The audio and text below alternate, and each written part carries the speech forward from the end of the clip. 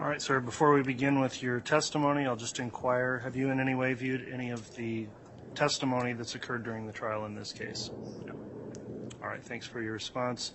Please answer all questions verbally and avoid speaking at the same time as any attorney questioning you so we keep a clear record. With that in mind, then, Mr. Rammel, you can inquire on direct. Thank you, Judge. Can I have you state your full name and spell your last name for the record, please? Benjamin Dean, D-E-A-N. And where are you employed? I'm employed with the Federal Bureau of Investigation. And how long have you worked for the FBI? Approximately 8.5 years. And what position do you currently hold with the FBI? I'm an intelligence analyst. And Mr. Dean, you're an intelligence analyst. Are you referred to as IA Dean? Yeah. And yes, sir. I have permission to refer to you as IA Dean? Is that okay? You do. Thank you. Can you briefly describe your educational, professional, and training background? Yes. Prior to joining the FBI, I obtained a bachelor's degree in foreign and area language studies, foreign language and foreign area studies. And after joining the FBI, my first position was in the language services section, where my job was to review and report on the lawfully obtained electronic communications of case subjects in different parts of the country. Later, I became an intelligence analyst, and I attended what's called basic field training course for new analysts, and that was in Quantico, Virginia at the FBI Academy. And that training was 3 months long, and it consisted of classroom instruction, exercises, and exams that covered a range of topics, including threat analysis, analytic writing, and raw intelligence reporting. And IA Dean, what office are you currently assigned to? Salt Lake City field office. And can you tell the jury what your day-to-day responsibilities are? Yes. I work on a criminal investigative squad, and so I do often provide support to active cases, but my main job is to review information or analyze information and make assessments regarding specific threats. And so some of my daily tasks include reviewing information collected by agents out in the field or from other sources, looking for trends and patterns in that information, and writing reports or giving briefings with recommendations and findings. Do you have any specific training or experience in reviewing electronic devices? Yes. Could you share that with the jury, please? Yes, I can. So, as I previously mentioned, my work with the language services section of the FBI involved reviewing electronic communications of predicated case subjects from different field offices. And during that time, I attended a week-long course that was focused on best practices and techniques in monitoring and reporting on those types of records. Later, at the FBI Academy, I was trained in digital evidence collection and exploitation, as well as the use of telephone analysis software. Since then, I've attended virtual and in-person trainings focused on communications analysis, and as an analyst in the field, I've helped review electronic communications data for a number of active investigations, and that includes data obtained through legal process, from open source research, and from mobile device extractions. IA Dean, were you involved in the investigation into Chad Daybell and Lori Vallow Daybell? Yes. When did your involvement in that investigation begin? It began in late March of 2020. And what was your initial assignment in that case? My initial assignment was to review tips submitted by members of the public in response to a press release that was issued by the FBI and the Rexburg Police Department on March 5th of 2020 concerning Tylee Ryan and JJ Vallow, who were missing at the time.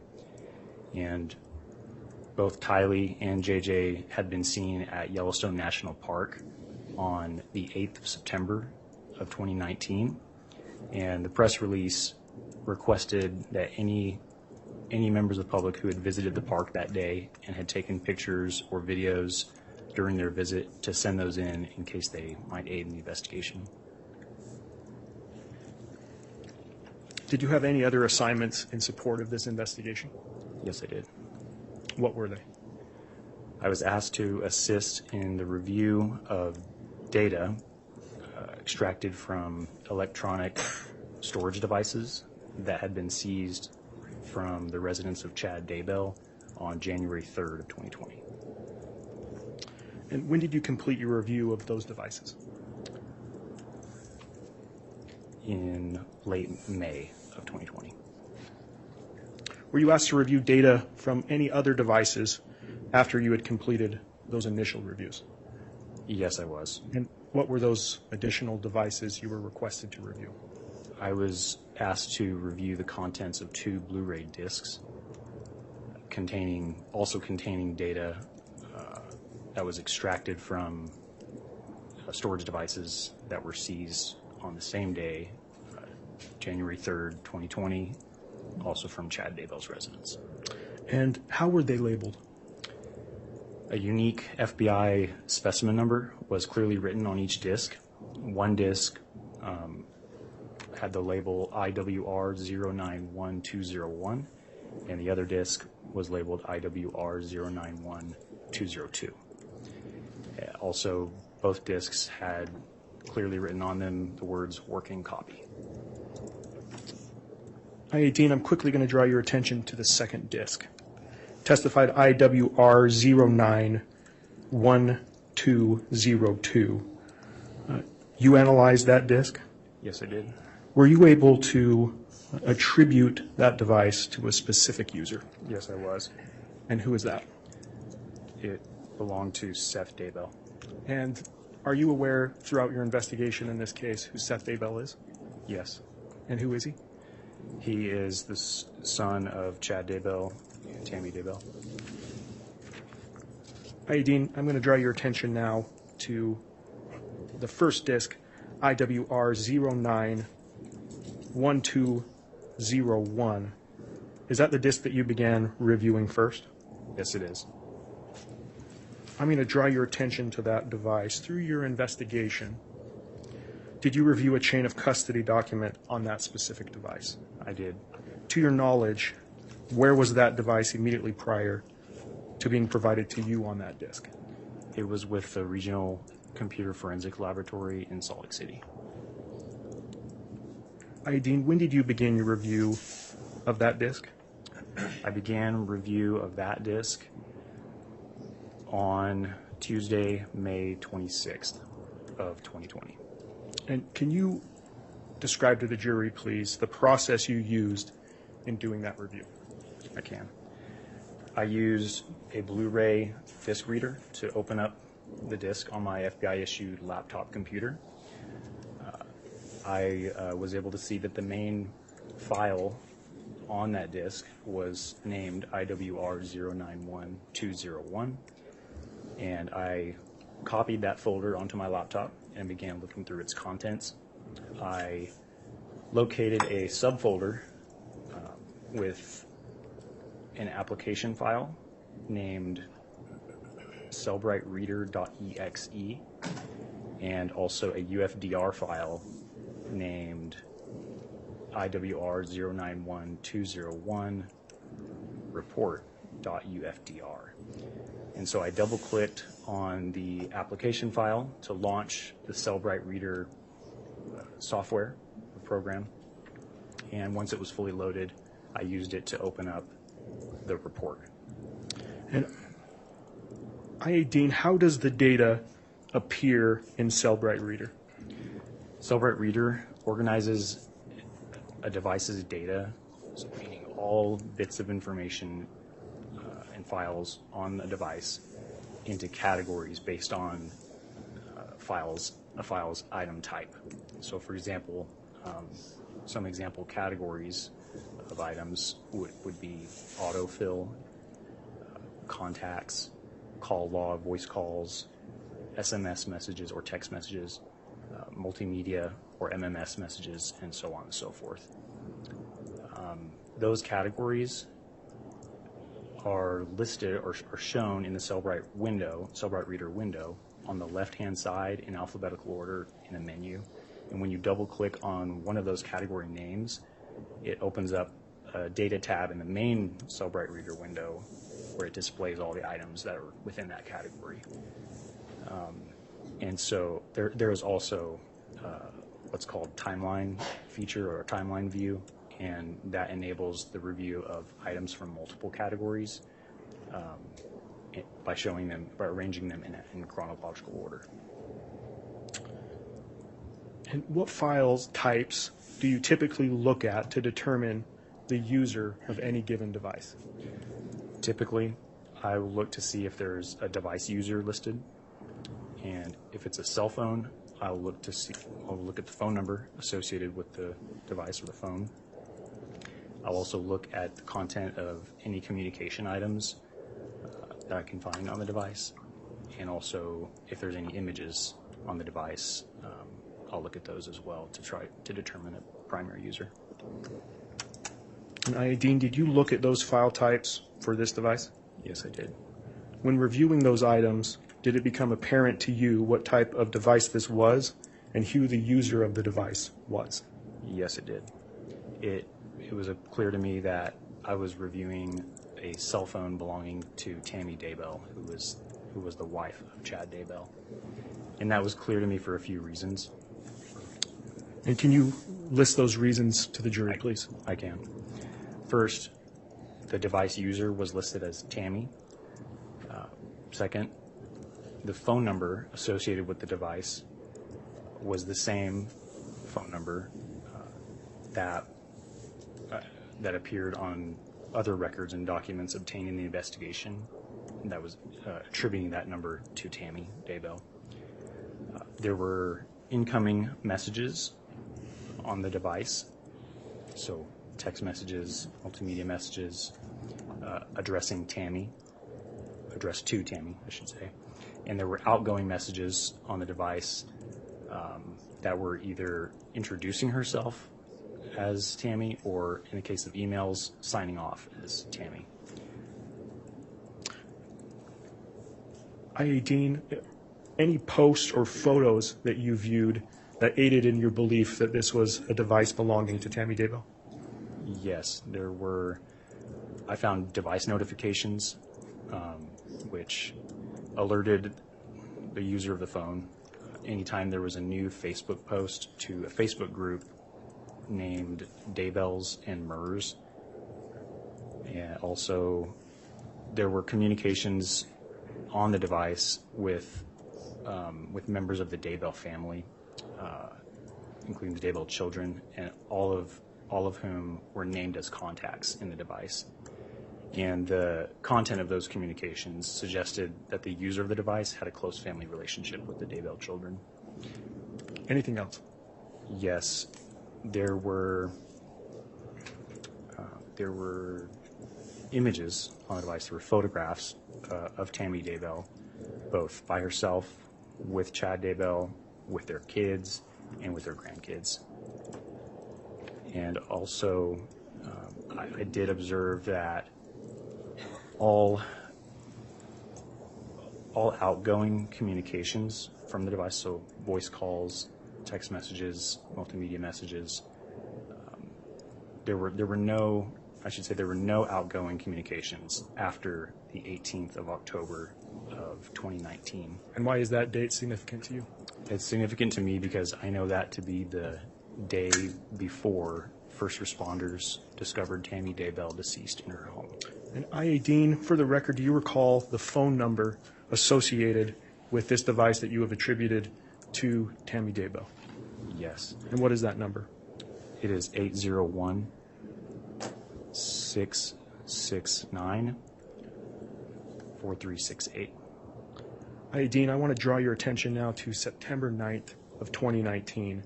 Did Tammy Daybell's phone receive any text messages that day? Yes. Were there any messages sent to Tammy's phone that day that caught your attention? Yes, there were. And what was the phone number from which those messages were sent? 208-690-9374. And was there a contact name stored on the phone for that number? Yes, there was. And what was the contact name associated with that number? Chad. Hey, Dean, throughout your review of this device, have you reviewed other messages sent by the contact saved as Chad in that specific device? Yes. And based on your review of those other messages sent by this phone number, who did you believe that number belonged to? I believe it belonged to Chad Daybell based on my review of the other messages. And why is that? There were several reasons for that. First, the phone number ending in 9374 was a match for the phone number that appeared in other documents and records obtained in the investigation to that point, and associating that number as one of the phone numbers used by Chad Daybell. So that was one indicator. Also, there were group that number ending in 9374 was part of group messages found on the device with members of the Daybell family, so with the Daybell children, and the content of those communications likewise suggested that the user of that number had a close family relationship with the Daybell children. And in addition, there were text messages, or I would say the exchanges between Tammy and the user of this 9374 number indicated that they lived in the same home and that another individual named Garth also lived in the same home. Hi, Dean. I'm going to draw your attention back to messages sent on September 9th, 2019 from that specific device that caught your attention. Your Honor, may I have the witness behand what has been marked as State's Exhibit 229? Yes. Your Honor, for the record, I have provided defense a courtesy copy and the court a courtesy copy as well. All right. Thank you, Counselor.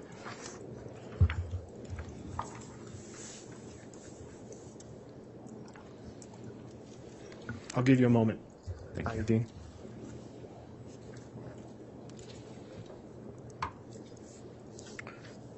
Dean, will you look at what has been marked as State's Exhibit 229? What is this? This is a copy of text messages exchanged between Chad and Tammy on 9th of September 2019. And how do you know this? I know because I reviewed these text messages, these same text messages during my review of Tammy's device, Tammy's phone. And Dean, is it a true and accurate representation of messages you reviewed that were sent on September 9th, 2019, starting at 11:53 a.m.? Yes, it is. Your Honor, I would move to admit what has been marked as State's 229. Any objection? Your Honor, I can't recall when counsel gave me a copy of this in all my stacks. I don't know where it is. Can I see the exhibit? Your Honor, I have another copy. It was before lunch.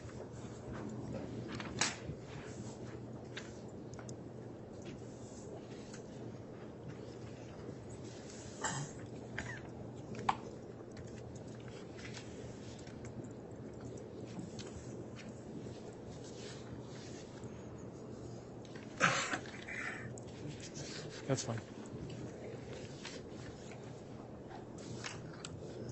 Got it.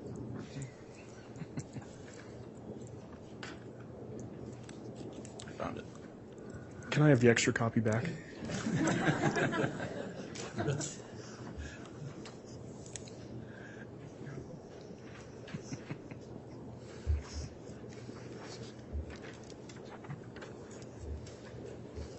Your Honor, the State had moved to admit what has been marked as State's 229. All right. I knew that motion. And is there any objection from the defense? No, Your Honor. All right. Exhibit 229 is admitted. And Your Honor, at this point, I would put it on a duplicate of it on the screen. I think it's light- working. Okay, is it working? I believe so, if you want to publish it. Your Honor, do I have permission to publish a duplicate copy that defense has just reviewed? You have permission to publish the exhibit. And Not Your the Honor, copy. thank you.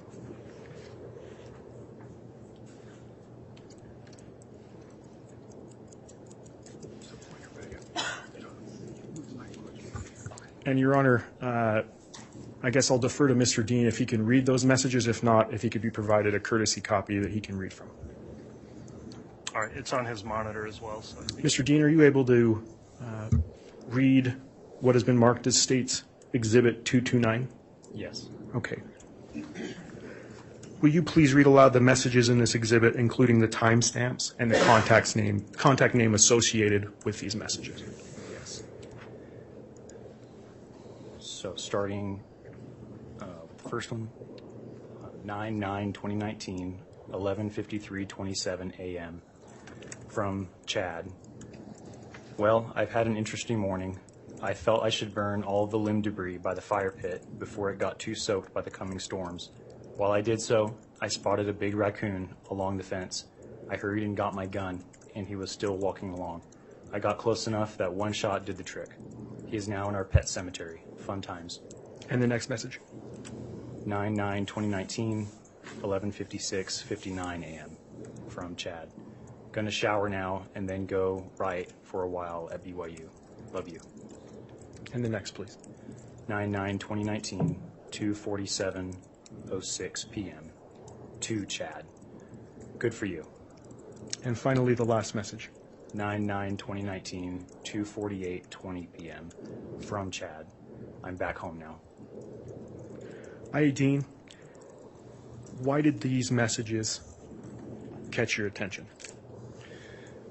The first message in particular stood out to me because it was longer and more detailed than any of the other messages exchanged between Chad and Tammy that I had found or that I would later find on the device.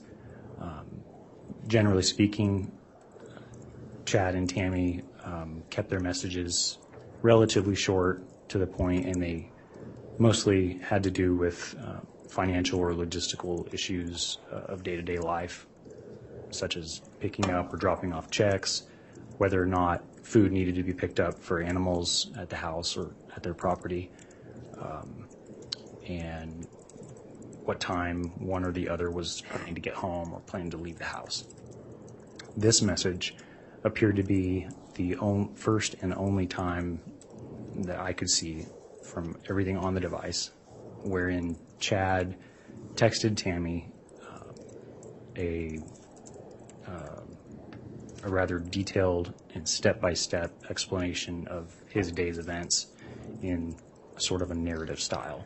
And I.A. Dean, based on your investigation, including your initial assignment in this case, did the date of this message catch your attention? It did. Why? If you recall from earlier in my testimony, my initial assignment for this case was to review tips submitted by members of the public in response to the joint FBI Rexburg PD press release from March 5th of 2020 concerning the whereabouts of Tylee Ryan and J.J. Vallow. And both Tylee and J.J. had been seen at Yellowstone National Park on the 8th of September of 2019, and so that press release was requesting members of the public who were at the park that day and had taken photos or videos to send those in so that they could hopefully aid in the investigation somehow. After reviewing hundreds of tips containing information, photographs, video footage taken from across Yellowstone National Park on or around that date, the 8th of September 2019, I was well aware that that was the last day that Tylee Ryan was seen alive. And so upon reading this text message, sent from Chad, wherein he claims to have built a fire, shot and killed a large animal, and buried it on his property, I became concerned because I recognized that it was sent the day after Tylee Ryan was last seen alive. And I.A. Dean, what did you do after reviewing this information? I relayed the information to the case agents. Thank you. Your Honor, this is all I have for this witness. All right, thank you, Mr. Rammel.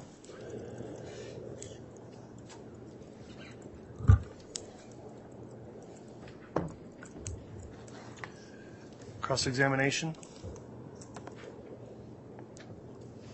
No questions, Your Honor.